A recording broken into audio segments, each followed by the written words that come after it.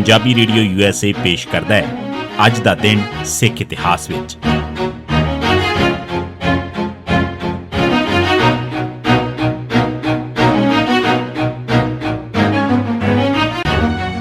ਸਿੱਖ ਇਤਿਹਾਸ ਦੀਆਂ ਘਟਨਾਵਾਂ 'ਚ 25 ਮਾਰਚ ਦਾ ਦਿਨ। 1664 ਗੁਰੂ ਹਰਕ੍ਰਿਸ਼ਨ ਸਾਹਿਬ ਦੀ ਔਰੰਗਜ਼ੇਬ ਨਾਲ ਲਾਲ ਕਿਲ੍ਹੇ 'ਚ ਮੁਲਾਕਾਤ। ਔਰੰਗਜ਼ੇਬ ਨੇ ਗੁਰੂ ਹਰਕ੍ਰਿਸ਼ਨ ਸਾਹਿਬ ਨੂੰ 25 ਮਾਰਚ 1664 ਦੇ ਦਿਨ ਮੁਲਾਕਾਤ ਵਾਸਤੇ ਬੁਲਾਇਆ। ਗੁਰੂ ਸਾਹਿਬ ਰਾਜਾ ਜੈ ਸਿੰਘ ਮਿਰਜ਼ਾ ਦੇ ਘਰੋਂ ਪਾਲਕੀ 'ਚ ਸਵਾਰ ਹੋ ਕੇ ਔਰੰਗਜ਼ੇਬ ਦੇ ਦਰਬਾਰ 'ਚ ਲਾਲ ਕਿਲ੍ਹੇ ਪੁੱਜੇ।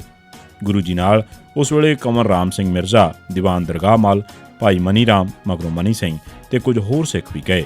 ਦੋਹਾਂ 'ਚ ਥੋੜ੍ਹਾ ਜਿਹਾ ਚਿਰ ਰਸਮੀ ਗੱਲਬਾਤ ਹੋਈ। 1921 ਬੱਬਰ ਅਕਾਲੀ ਪਹਿਲੀ ਵਾਰ ਮਿਲੇ ਤੇ ਐਕਸ਼ਨ ਕਰਨ ਦਾ ਫੈਸਲਾ ਕੀਤਾ। 1921 'ਚ ਸਿੱਖ ਐਜੂਕੇਸ਼ਨਲ ਕਾਨਫਰੰਸ ਹੁਸ਼ਿਆਰਪੁਰ 'ਚ 25 ਤੋਂ 27 ਮਾਰਚ ਤੱਕ ਕੁਝ ਖਾੜਕੂ ਜਿਨ੍ਹਾਂ ਨੇ ਮਗਰੋਂ ਬੱਬਰ ਅਕਾਲੀ ਦਲ ਬਣਾਇਆ ਪਹਿਲੀ ਵਾਰ ਇਸ ਮੌਕੇ ਮਿਲੇ ਤੇ ਇਹਨਾਂ ਨੇ ਰਲ ਕੇ ਖਾੜਕੂ ਐਕਸ਼ਨ ਕਰਨ ਦਾ ਫੈਸਲਾ ਕੀਤਾ।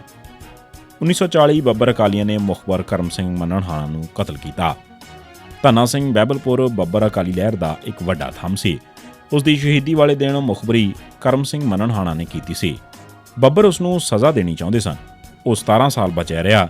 ਅਖੀਰ 25 ਮਾਰਚ 1940 ਦੇ ਦਿਨ ਉਸ ਨੂੰ ਅਜਾਇਬ ਸਿੰਘ ਦਾਖਾ ਲੁਧਿਆਣਾ ਤੇ ਬਚਿੰਤ ਸਿੰਘ ਢੰਡਾਲੀ ਨੇ ਕਤਲ ਕਰ ਦਿੱਤਾ। ਗਦਰ ਲਹਿਰ 'ਚ ਉਮਰ ਕੈਦ ਕੱਟਣ ਮਗਰੋਂ ਭਾਈ ਰਣਧੀਰ ਸਿੰਘ ਤਖ਼ਤ ਤੇ ਹਾਜ਼ਰ ਹੋਏ, ਜਿੱਥੇ ਉਹਨਾਂ ਨੂੰ ਸਰੋਪਾ ਬਖਸ਼ਿਸ਼ ਕੀਤਾ ਗਿਆ। 1970 ਫਤਿਹ ਸਿੰਘ ਨੂੰ ਨਾਰਾਜ਼ ਕਰਨ ਕਾਰਨ ਗੁਰਨਾਮ ਸਿੰਘ ਸਰਕਾਰ ਤੋੜੀ ਗਈ। ਮਾਰਚ 1970 'ਚ ਰਾਜ ਸਭਾ ਦੀਆਂ ਕੁਝ ਸੀਟਾਂ ਦੀਆਂ ਚੋਣਾਂ ਆ ਗਈਆਂ। ਗਿਣਤੀ ਮੁਤਾਬਕ ਅਕਾਲੀਆਂ ਨੂੰ 2 ਸੀਟਾਂ ਮਿਲ ਸਕਦੀਆਂ ਸਨ। ਫਤਿਹ ਸਿੰਘ ਨੇ ਸੰਤੋਖ ਸਿੰਘ ਤੇ ਟੌੜਾ ਨੂੰ ਉਮੀਦਵਾਰ ਨਾਮਜ਼ਦ ਕਰ ਦਿੱਤਾ। ਇਸ ਤੇ ਗਿਆਨੀ ਭੁਪਿੰਦਰ ਸਿੰਘ ਨੇ ਆਜ਼ਾਦ ਤੌਰ ਤੇ ਚੋਣ ਲੜਨ ਦਾ ਐਲਾਨ ਕਰ ਦਿੱਤਾ। 25 ਮਾਰਚ 1970 ਨੂੰ ਹੋਈ ਚੋਣ 'ਚ ਗੁਰਨਾਮ ਸਿੰਘ ਨੇ ਅੰਦਰੋਂ ਅੰਦਰੀ ਭੁਪਿੰਦਰ ਸਿੰਘ ਦੀ ਮਦਦ ਕੀਤੀ ਤੇ ਉਹ ਜਿੱਤ ਗਿਆ। ਇਸ ਦਿਨ ਐਪਰੋਪ੍ਰੀਏਸ਼ਨ ਬਿੱਲ ਪੇਸ਼ ਹੋਣਾ ਸੀ, ਪਰ ਵਿੱਤ ਮੰਤਰੀ ਬਲਵੰਤ ਸਿੰਘ ਨੇ ਬਿੱਲ ਪੇਸ਼ ਕਰਨ ਤੋਂ ਇਨਕਾਰ ਕਰ ਦਿੱਤਾ।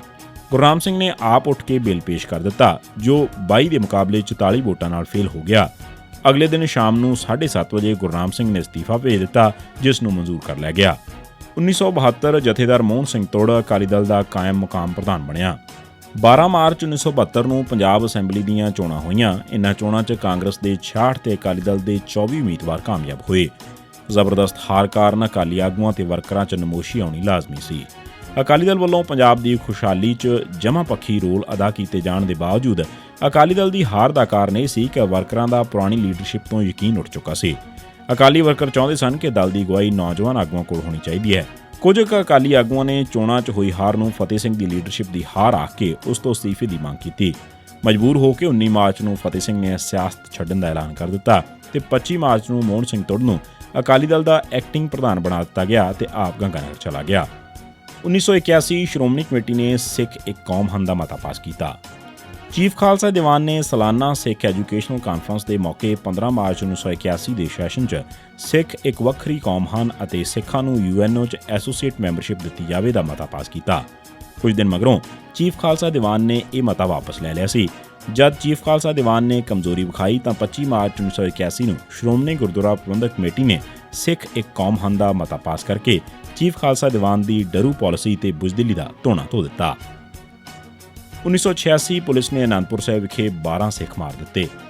25 ਮਾਰਚ 1986 ਨੂੰ ਪੁਲਿਸ ਨੇ ਭਿੰਡਰਾਂ ਮਹਿਤਾ ਜਥੇ ਦੇ ਭਾਈ ਮੋਹਕਮ ਸਿੰਘ ਨੂੰ ਭੁਪਿੰਦਰ ਸਿੰਘ ਕੰਢੀ ਤੇ 2 ਹੋਰ ਸਾਥੀਆਂ ਸਣੇ ਗ੍ਰਿਫਤਾਰ ਕਰ ਲਿਆ। ਫੈਡਰੇਸ਼ਨ ਨੇ ਸਰਕਾਰ ਨੂੰ ਚੁਣੌਤੀ ਦਿੱਤੀ ਸੀ ਕਿ ਜੇ ਭਾਈ ਮੋਹਕਮ ਸਿੰਘ ਨੂੰ ਰਿਹਾ ਨਾ ਕੀਤਾ ਗਿਆ ਤਾਂ ਹੋਲੇ ਮਹੱਲੇ ਤੇ 26 ਮਾਰਚ ਨੂੰ ਸੁਰਜੀਤ ਸਿੰਘ ਬਰਨਾਲਾ ਨੂੰ ਤਕਰੀਰ ਨਹੀਂ ਕਰ ਦਿੱਤੀ ਜਾਵੇਗੀ।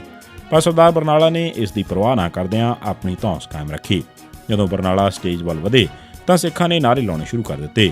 ਫੈਡਰੇਸ਼ਨ ਦੇ ਪੰਡਾਲ 'ਚੋਂ ਜਦੋਂ ਕਈ ਸਿੱਖ ਨੌਜਵਾਨ ਬਰਨਾਲੇ ਦੇ ਪੰਡਾਲ ਵੱਲ ਤੁਰ ਪਏ ਤਾਂ ਇਸ ਦੇ ਪੁਲਿਸ ਨੇ ਗੋਲੀਆਂ ਚਲਾਉਣੀਆਂ ਸ਼ੁਰੂ ਕਰ ਦਿੱਤੀਆਂ, ਜਿਸ ਨਾਲ 12 ਸਿੱਖ ਮਾਰੇ ਗਏ ਤੇ 50 ਜ਼ਖਮੀ ਹੋਏ। 25 ਮਾਰਚ 1991 ਦੇ ਦਿਨ ਕੁਲਦੀਪ ਸਿੰਘ ਪੁੱਤਰ ਕਰਤਾਰ ਸਿੰਘ ਵਾਸੀ ਪਿੰਡ ਕੋਹਾਲੀ ਨੇੜੇ ਰਾਏਚੱਕ ਜ਼ਿਲ੍ਹਾ ਗੁਰਦਾਸਪੁਰ ਤੇ ਅਮਨਦੀਪ ਸਿੰਘ ਪੁੱਤਰ ਬਲਰਾਜ ਸਿੰਘ ਵਾਸੀ ਪਿੰਡ ਮਦਰ ਜ਼ਿਲ੍ਹਾ ਗੁਰਦਾਸਪੁਰ ਨੂੰ ਨਕਲੀ ਮੁਕਾਬਲਿਆਂ ਸ਼ਹੀਦ ਕੀਤਾ ਗਿਆ। ਇਹ ਸੀ ਸਿੱਖ ਇਤਿਹਾਸ ਦੀਆਂ ਘਟਨਾਵਾਂ 'ਚ 25 ਮਾਰਚ ਦਾ ਦਿਨ।